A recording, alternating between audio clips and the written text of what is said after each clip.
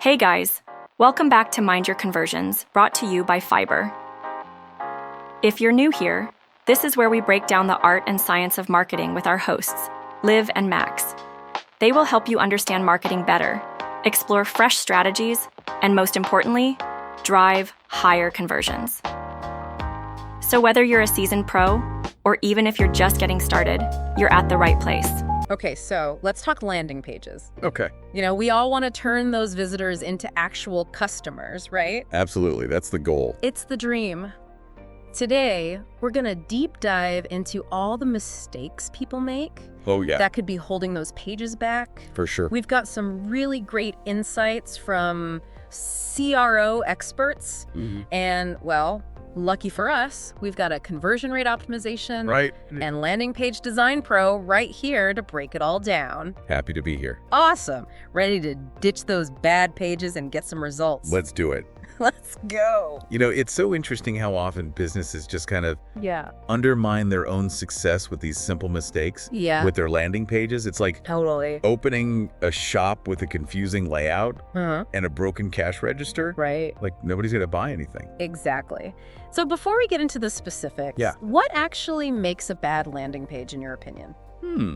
Well, a bad landing page just doesn't do its job. Instead of making it easy for people to do what you want them to do, Right. it confuses them, Mm-hmm. creates a frustrating experience. Right. You're looking at high bounce rates, Yep. lost opportunities, Mm-hmm. and ultimately it hurts your bottom line. Yeah. The source had this one example I wanted to ask you about. Okay? It was talking about a credit card comparison page. Okay, yeah. And they were showing all these different cards. Uh-huh. But then they also had this learn more button about their newest offers. Yeah. Is that kind of what you mean by confusing? Absolutely. It's like a classic example of a lack of focus, Okay. which is like one of the biggest things that kills a landing page. Right. You give people too many options, Mm-hmm. and it can actually make them freeze up and not do anything at all. Right. So they end up just leaving. Exactly. It's like that feeling when you go to a restaurant Mm-hmm. and the menu's like the size of a dictionary. Oh, yeah. You're so overwhelmed Yeah. that you just end up ordering pizza. Yeah. Just give you the simplest thing. Exactly. Okay. So focus, key. The source talks about 15 mistakes that could be, Oh, yeah. just tanking our conversion rates. Uh-huh. So let's try to unpack these one by one. Okay. First up is personalization. Right. We hear this everywhere, but the numbers back it up, Yep. 72% of consumers prefer to work with brands Wow. that offer them a personalized experience. That's huge. I mean, that's a lot. Yeah. So what's important here? How do we actually do that? Well, it's more than just using someone's name, right? It's about using data to tailor that whole experience for them. Okay. So you can segment your audience based on demographics, interests, behavior, Okay. and make the content really relevant for each person. So not just blasting everyone with the same message, you're saying? Exactly, yeah. Okay, so instead of showing everyone the same offer, Mhm. you could show people who looked at certain products a discount code. Yeah, or like a case study about their specific industry. Oh, Something that speaks to their needs. That's super smart. It's like tailoring your sales pitch. Yeah, You wouldn't use the same approach for a college student right. as you would for someone, who's a CEO. Makes sense. Personalization is all about being relevant, Okay, speaking directly to what the visitor wants and needs. cool. So we've got personalization covered. Mm-hmm. Let's move on to the next mistake, Okay. which is just relying on one kind of landing page. Ah, yes. Our source says that's It's a mistake. a mistake because not every campaign has the same goal. Right, exactly. So how do we approach this? Well, you have to think about the whole customer journey. Okay. So a lead capture page Mm-hmm. might be great for someone who's just starting out. At the top of the funnel. Exactly. You can offer them, a free ebook or a webinar Right. in exchange for their email address. Okay. But if someone's further down the funnel, ready to buy, Mm-hmm. you need a sales page Right. that talks about all the benefits and features of your product. Mm. It's like choosing the right tool for the job, Right. Use the right tool. You wouldn't use a hammer to screw in a screw. Exactly. You Yeah. need a screwdriver. I like that analogy. There you go. The source actually mentioned this HubSpot study. Oh, yeah? They said that businesses with 30 or more landing pages Wow. get 7 times more leads So than those that just have a handful. that's a lot. It's a lot. So is that the power of having all these different landing pages? Absolutely. It lets you cater to different customer needs and different campaigns. Okay. It's like having, a wardrobe full of clothes. You've got options for every occasion. Right. You wouldn't wear, a swimsuit to a wedding. No. You wouldn't wear a tuxedo to the beach. Exactly, yeah. So think about the specific goal and choose the right page for that. Okay, so you've got to diversify. Yeah, exactly. I'm totally guilty of this next one, using those generic stock photos. Oh, yeah, the cheesy stock They're photo. just so convenient. But the source really emphasizes authentic visuals. What's the deal with those stock photos? Well, they just scream fake, don't they? You land on a page and you see that classic photo of like people laughing around a conference table. Oh, yeah. It just doesn't build trust, and it might actually hurt your brand. Yeah, you can practically smell the inauthenticity, right? Exactly. People can spot a fake a mile away. It's so true. They want real, relatable experiences. And the source brought up this A/B test Oh, interesting. by marketing experiments, and a landing page with an actual real photo Okay. got a 35% higher conversion rate than the one with the stock photo. Wow, that's a huge difference. I know, right? It's massive. So what makes those real visuals so much better? It's about connecting with people on an emotional level, Okay. When you see real people using your product, Yeah. it makes it feel more believable. Right. Authenticity always wins. So what should we be using instead of the stock photos? Well, you can use videos, show your product in action. Right. You can have detailed screenshots to show off those cool features, even before and after photos to highlight results. Oh, nice. The key is to tell a story with your visuals. Okay. Make people feel something and make them want to learn more. Got it. No more cheesy stock photos. The more cheese. Okay, cool. So I think we're seeing a theme here. What's that? Clarity, Yeah. relevance, Yeah, and smooth user experience. right. Those are all key for landing page success. Absolutely. And speaking of which, let's talk about clutter. Ugh, clutter. Nobody likes a messy website, right? Nobody. So what's the big deal with clutter and how do we fight it? Well, clutter's just visual noise. Okay. It's overwhelming. Imagine walking into a store Yeah. and there's just stuff piled everywhere. Oh, yeah. You'd probably turn around and walk out. I probably would, yeah. Right. It's not about having less stuff on the page. Okay. It's about making things easy to find, using white space strategically. So it's about organizing it. Exactly. Give your content room to breathe. Okay. Guide your visitor through the page. The source talked about a clean, well-structured design. Yes. Like a well-organized store. Right, where you can easily find what you need. Exactly. Easy to navigate, easy to check out. And no stress. Exactly. Nobody wants to feel stressed out. Okay, so embrace simplicity. Yes. Utilize that white space. Lots of white space. And make sure there's a flow. Exactly. A visual flow that guides the visitor. Got it. And then another key point that came up is focusing on one main call to action. Yes, that's so important. So let's talk about our next mistake, Okay. which is including too many CTAs Right. without a clear goal. Too many options can be paralyzing. Yeah, why is that one call to action so important? Well, you want to give visitors choices, Right. but too many choices can actually create decision fatigue. Oh, okay. It's like having 10 different doors leading out of a room. You just freeze up, not knowing which one to choose. Right. You want to make it super clear what you want them to do. So just give them one path. One clear path, yes. Okay, I like that. Make it easy for them. The source really stressed the importance of having a clear goal. Absolutely. For your landing page, what is the one thing you want people to do? That's the question. And then from there, Yeah. tailor all the elements to support that goal. Exactly. Everything should work together to achieve that one goal. So are there any other things people should be doing? Well, you want to eliminate any competing actions, Okay. get rid of any links or buttons that might distract people from your main goal. Got it. No side quests. No side quests, exactly. Okay, I like that. Very clear. Keep them focused. Let's talk about mistake number 6, which is vague USPs Right. and misleading headlines. Oh yeah, those are classic bait and switch tactics. Right. You got to be honest with your audience. So break it down for me. Okay, so your USP, your unique selling proposition, that's like the foundation of your landing page. Right. It tells visitors what makes you different, Okay, what yeah. value you offer. And then your headline is like, woohoo, the first impression. Absolutely. It's got to grab attention Right. and accurately reflect what's on the page. No clickbait. No clickbait. So how do we craft a good USP and headline then? Well, first, clarify your USP. Focus on the benefits for your audience. Okay. Then, Write headlines that are honest Right. and avoid hype. No hype. And don't forget to test different variations. Oh, yeah, the testing. Always be testing. Speaking of, our next mistake Okay. is not having a thank you page. Ah, yes, the thank you page, often forgotten. Right. So why is it so important? It's all about the user experience.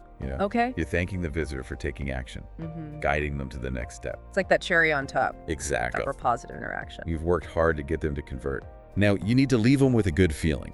And just like a bad checkout process leads to abandoned carts. Yes, A exactly. bad or missing thank you page leads to lost opportunities. Right, you don't want to miss out on nurturing those leads. So how do we design a good thank you page then? Well, use it to clarify the next steps. Okay. Encourage further engagement and track conversions. Right. You can offer additional resources, Oh, okay. share social media links, Right. invite users to explore more of your website. It's about keeping that conversation going. Exactly. You want to keep them engaged. Okay. Wow. We've already covered so much. I know it's a lot to take in. But we're just getting started. That's right. We've got 8 more mistakes to uncover 8 more mistakes to uncover. in the next part of our deep dive. Just stay tuned for more landing page insight. Don't go anywhere We'll be right back. after the break.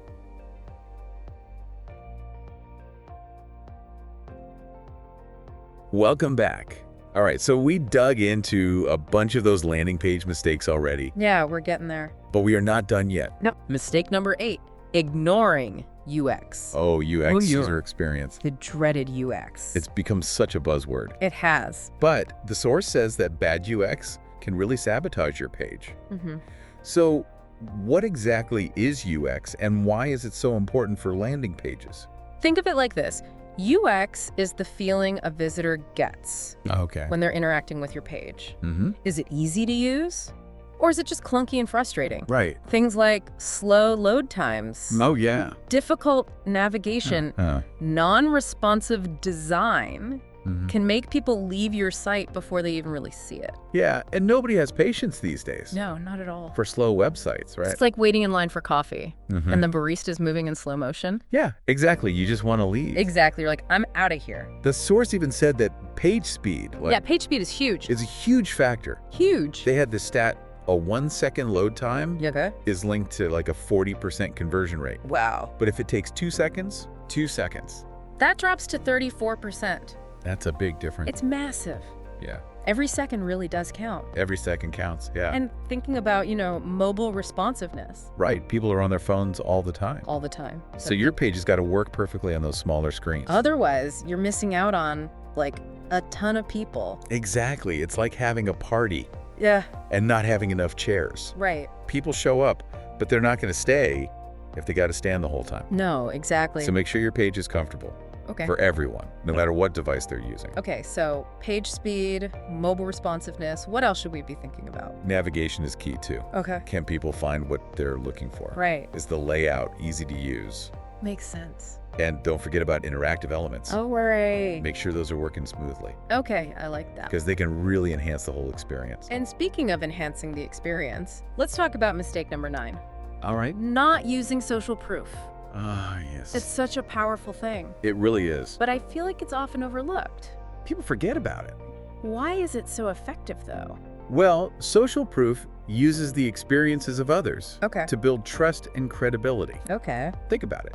You're going to try a new restaurant, Mm-hmm. and there's a line of people waiting to get in. Yeah. You automatically assume it must be good, right? Yeah, of course. Same thing with landing pages. Right, it's that feeling when you see, like, good reviews before you buy something. Exactly. It's like, okay, other people trust this, so maybe I should too. So how do we bring social proof to our landing pages? Oh, there are lots of ways. Okay. You can use customer testimonials, Mm. trust badges, Right. case studies, Okay. even show off how many users you have Oh, interesting. to highlight your popularity. Okay, so just basically show off how many people love you. Exactly. Show off that social proof. The source mentioned Landbot as a good example. Yeah. They're a chatbot platform. Right. They use testimonials on their landing pages. That's smart. And it just instantly adds credibility. It's like, hey, don't just take our word for it. Look at all these happy customers. Exactly. So it's not just you saying how great you are, Exactly. other people are too. Word of mouth is powerful. Okay, this next one's a little counterintuitive to me, Okay, I'm intrigued. including too many external links. Oh, yeah. Don't we want to give people like all the info? Well, here's the thing. Okay. Every link on your landing page is a potential exit. Oh, okay. If you have too many links, you're basically giving people a reason to leave before they've done what you want them to do. So they're getting distracted. Exactly. It's like leading a hike to a scenic viewpoint, but you keep pointing out all these side trails. All right. People might wander off and never reach the destination. I love that. I'm totally stealing that analogy. Go for it. So we want to keep people on track, not distracted. Keep them focused. Yeah, exactly. Clear focus. So limit those links to just the essentials. Just the essentials, yeah. And make that CTA the star of the show. The shining star. Okay, and if you have to use external links, open them in new tabs. New tabs, always. So people don't totally ditch your page. Exactly. Okay, speaking of keeping people engaged. Yes. Let's talk about mistake number 11. Hit me with it. Boring landing page copy. Ooh, the worst. I feel like this is a big one. It's a big one, yeah. Right. You drive all this traffic to your page and then hit them with boring copy. Yeah, what's the point? What's the point? Right. It's like inviting someone to a party Okay. and then forcing them to watch a documentary about taxes. Yeah, I'd leave that party. Nobody wants to do that. So how do we write copy that's like good? Okay, well first, write headlines that grab people's attention. Okay. Make them want to keep reading. Focus on the benefits, not just the features. Okay. Use clear language. Right.